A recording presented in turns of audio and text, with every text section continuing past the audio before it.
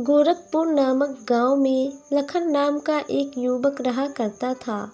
उसकी माँ का देहांत हो चुका था।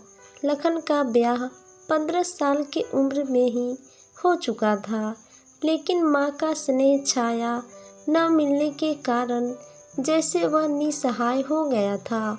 लखन के माँ के देहांत के कुछ साल बाद ही उसके पिता ने दूसरी शादी कर ली।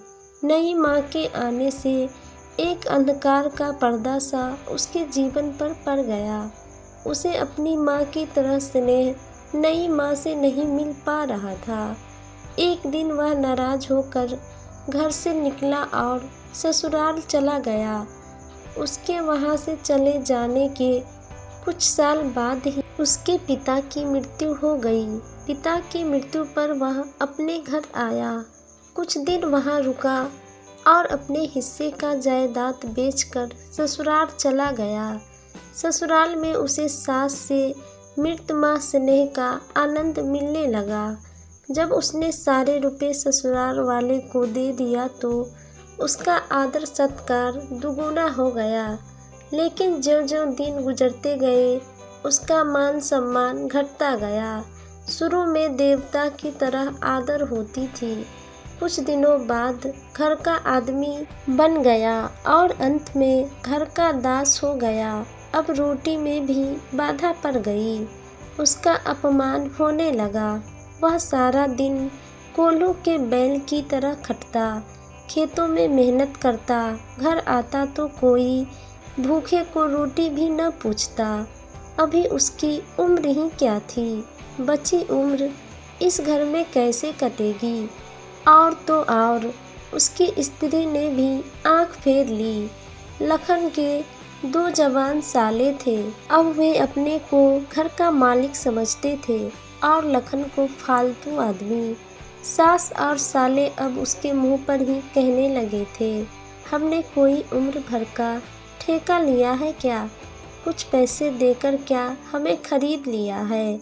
छोटा साला बोला, मैं तो एक दिन कह दूंगा, अब आप अपनी राह लीजिए, आपका कर्जा नहीं खा रखा है।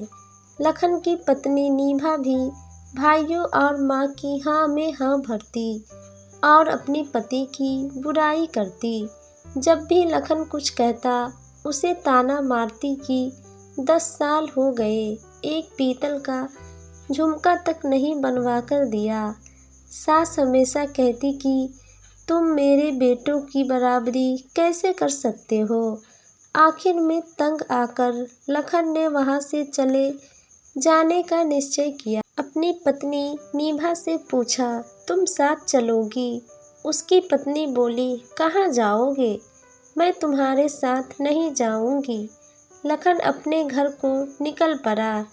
कुछ समय बाद वह अपने गांव पहुंच गया।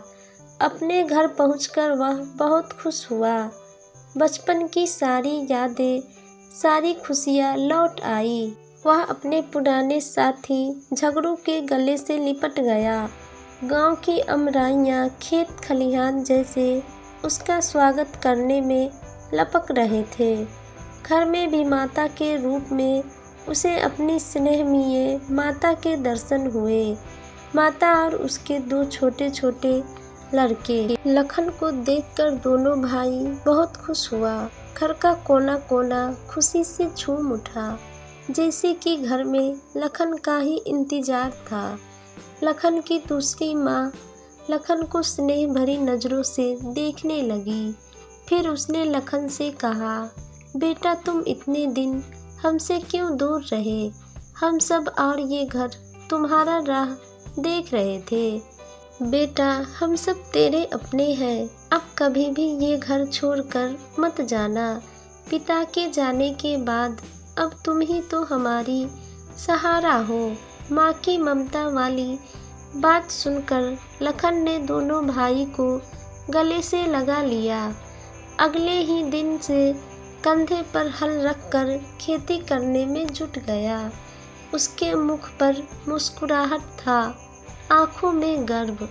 वह अब किसी का आश्रित नहीं था, आश्रय दाता था। किसी के घर का भिक्षु नहीं था, रक्षक था। एक दिन उसने सुना कि निभा ने दूसरा घर बसा लिया है। वह प्रसन्न हुआ क्योंकि उसे डर था कि कहीं निभा उसके गले में न पड़ जाए। अब वह पूर्ण स्वतंत्र था और अपने घर का मालिक था, घर जमाई नहीं। अब वह अपने खेत में मेहनत करता और अपने परिवार का पालन पोषण करता। एक दिन वह सोच रहा था कि अपना घर तो अपना होता है, चाहे टूटी झोपड़ी ही क्यों न हो। वह अपने घर में खुद को स्वतंत्र और आज़ाद महसूस कर रहा था। कुछ समय बाद लखन ने दूसरी शादी कर ली। उसकी पत्नी बहुत ही संस्कारी और घरेलू लड़की थी। उसने आते ही सारा घर संभाल लिया और पूरा परिवार मिलजुल कर खुशी से रहने लगा। लखन अब घर जमाई के बंधन से आज़ाद होकर बहुत खुश था।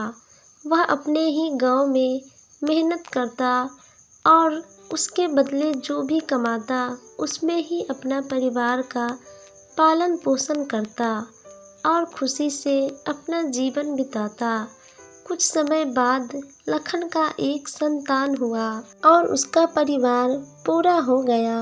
वह और उसके परिवार खुशी से अपने ही गांव में अपना जीवन बिताने लगे।